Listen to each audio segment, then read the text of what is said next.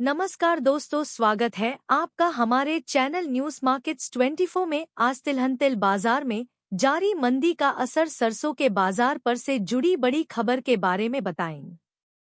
सरकारी एजेंसी नैफेड द्वारा मध्य प्रदेश, महाराष्ट्र और राजस्थान जैसे प्रमुख सोयाबीन उत्पादक राज्यों में किसानों से 4,892 रुपये प्रति क्विंटल के न्यूनतम समर्थन मूल्य (MSP) पर सोयाबीन की खरीद की जा रही है।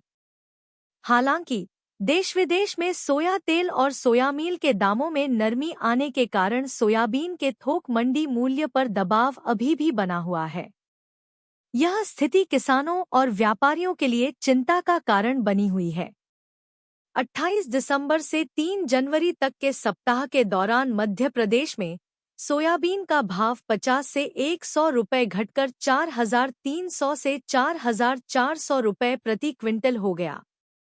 महाराष्ट्र में भी 100 से 150 रुपये की गिरावट आई, जिसके बाद सोयाबीन का मूल्य 4,200 से 4,300 रुपये प्रति क्विंटल रह गया।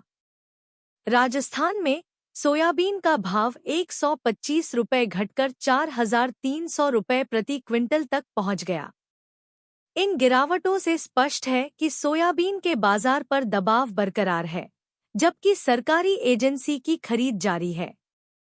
सोयाबीन के साथ साथ रिफाइंड सोया तेल की कीमतों में भी गिरावट देखने को मिली है। 10 किलो पैक का रिफाइंड सोया तेल 25.30 रुपये प्रति 10 किलो सस्ता हुआ है। उद्योग व्यापार के विश्लेषकों के अनुसार नवंबर के मुकाबले दिसंबर 2024 में सोयाबीन तेल का आयात 3% बढ़कर 4.20 लाख टन तक पहुंच गया है। इसके साथ ही जनवरी 2025 में भी सोयाबीन तेल के आयात में वृद्धि की संभावना जताई जा रही है, क्योंकि यह पाम तेल की तुलना में सस्ते दामों पर उपलब्ध है। निर्यातक देशों में सोया तेल का पर्याप्त स्टॉक मौजूद है, जिससे कीमतों पर दबाव और बढ़ सकता है। समीक्षाधीन सप्ताह के दौरान सोयाबीन तेल के दाम कोटा में 20 रुपये घटकर 1,260 रुपये प्रति 10 किलो, कांडला में 35 रुपये गिरकर 1,215 रुपये और हल्दिया में 25 रुपये कम होकर 1,210 रुपये प्रति 10 किलो रह गए। देश के प्रमुख उत्पादक राज्यों की मंडियों में सोयाबीन की दैनिक आवक 2.80 से 3.45 लाख क्विंटल बोरी के बीच हो रही है।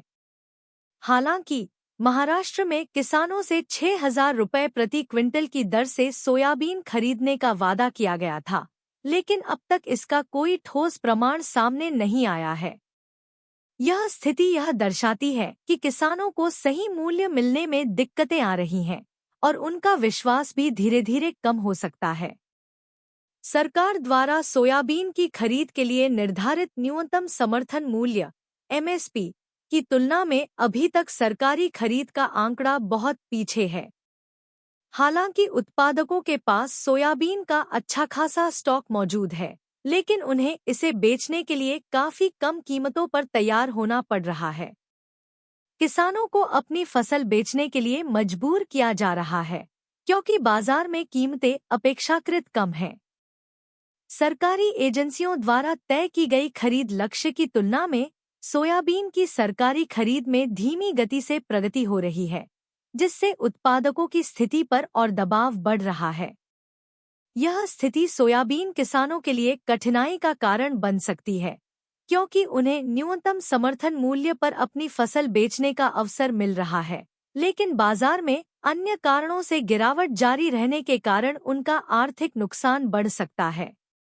इसके अलावा सोया तेल और सोयामील के दामों में नरमी आने से कृषि उत्पादों के थोक बाजार पर दबाव बनाए रखना मुश्किल हो रहा है। खबर में सिर्फ इतना ही।